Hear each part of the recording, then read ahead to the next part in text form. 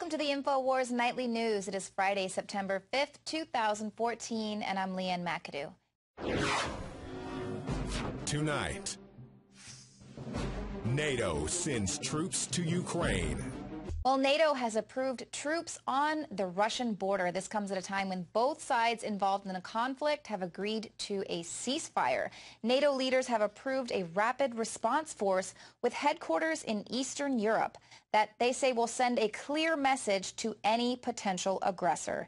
Poland, Romania, and the Baltic states have offered to host a so-called reception facility for deployment of military equipment. And British Prime Minister David Cameron vowed to deploy 3,500 troops for Operation Spearhead to deal with challenges in Europe, none of which appear to be ISIS, which is kind of odd since they just declared UK a hotbed for jihadism.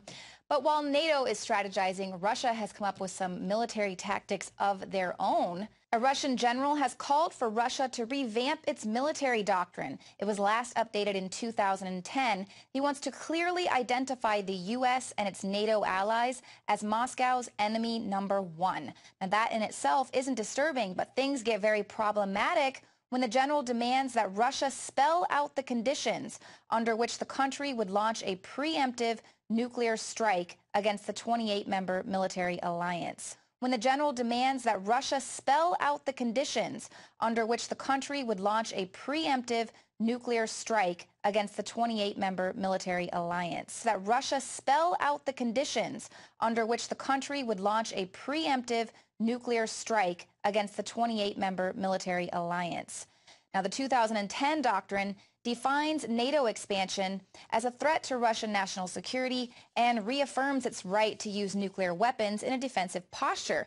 But it stops far short of actually declaring NATO as Moscow's primary adversary, and it doesn't actually lay a preemptive nuclear strike scenario out on the table. So now he's saying, when is it okay to launch nukes? The general added that a special attention should also be paid to integrating the functions of the newly created air and space defense forces with Russia's land, sea, and air-based nuclear forces.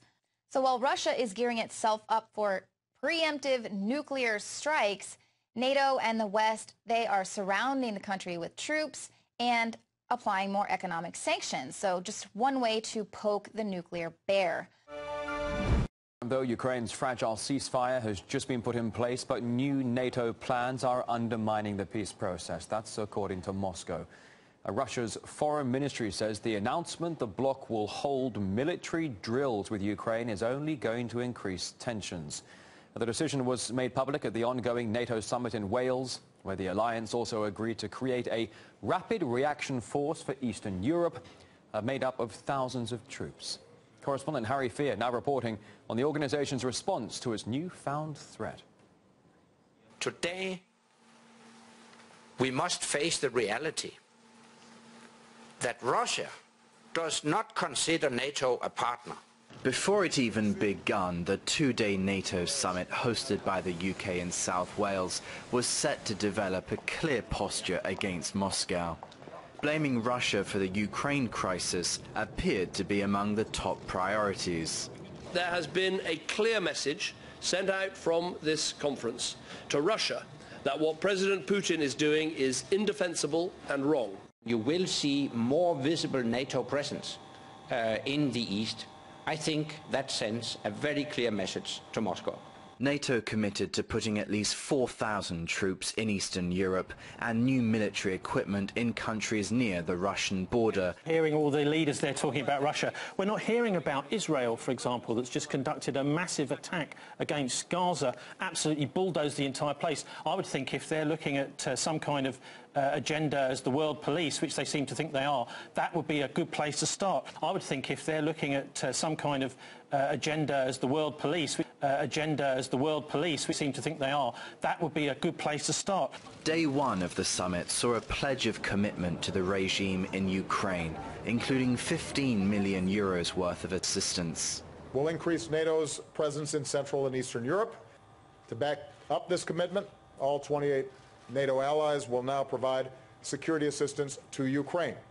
The final day of the summit saw a ceasefire announced for eastern Ukraine, but this didn't ease up Western leaders' rhetoric.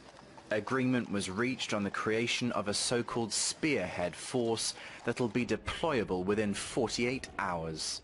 I am very nervous about this rapid reaction force because it seems to be very much directed really at either Russia or China further down the road. It's about a conventional war. Paying for all this emboldening of NATO will be no small task. The US and UK are among just a handful of the 28 members who've been fulfilling the official recommended benchmark for defence spending. Allies whose current proportion of GDP spent on defence is below this level will halt any decline in defence expenditure, aim to increase defence expenditure in real terms as GDP grows, and aim to move towards the 2% guideline within a decade. Was the military pomp, complete with flyover and the disruption to South Wales, which included road and school closures, all worth it? Well, despite the anti-NATO protests, its Secretary-General, Obama and Cameron got exactly what they'd planned. A hardened, confrontational, east-facing stance against Russia. Harry Fear-Arty, Wales. NATO has done everything that we have done with NATO since Russia's intervention into Ukraine has been of a defensive measure to be able to protect NATO and our members and also working together to help countries like Ukraine. There is nothing confrontational about it. It is not designed to confront anyone. That's not how it's being used. That's not how it's designed. In no way, I just don't understand logically how you can look at what something NATO is doing to protect our countries and compare it in any way to Russia sending, surface-to-air missile systems across the border into Ukraine, which are, by definition, an offensive weapon. Those are just categorically different things, Matt, and you're buying into the Russian propaganda if you equate them, quite frankly.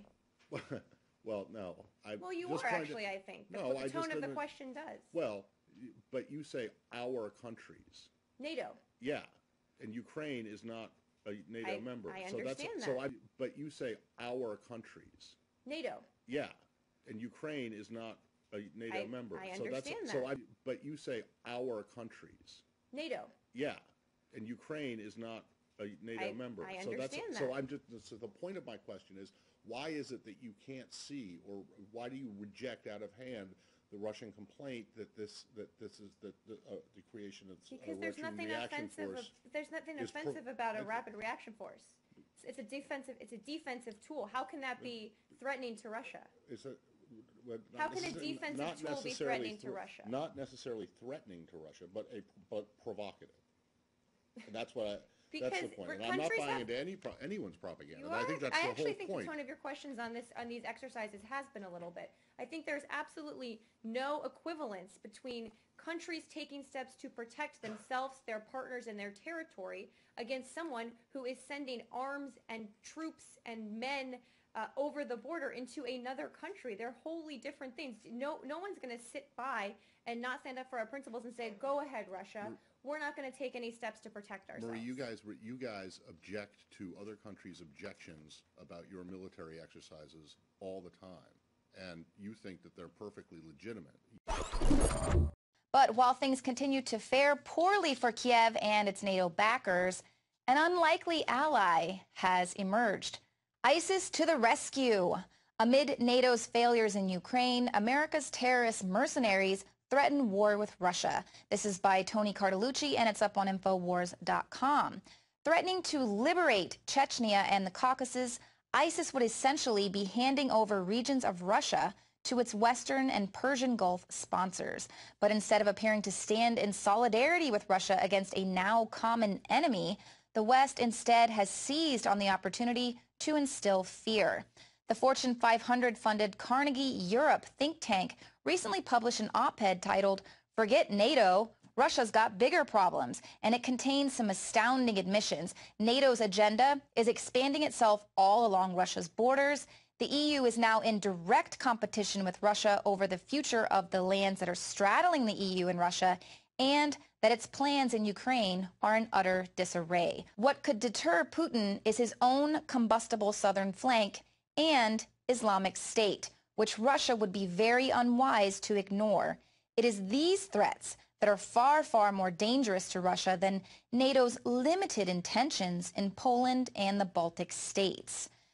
Now, if Putin thinks that NATO and the EU are his big threats, competitors, and enemies, he hasn't seen anything yet. The threat is clear. ISIS, which is a creation of the U.S., European, Saudi, Qatari, and Israeli design.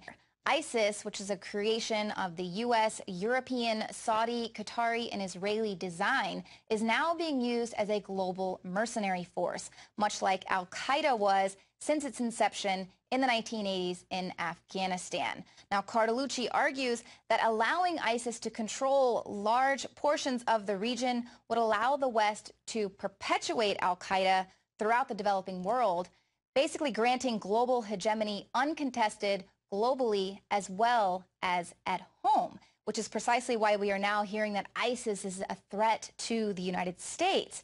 But you say our countries.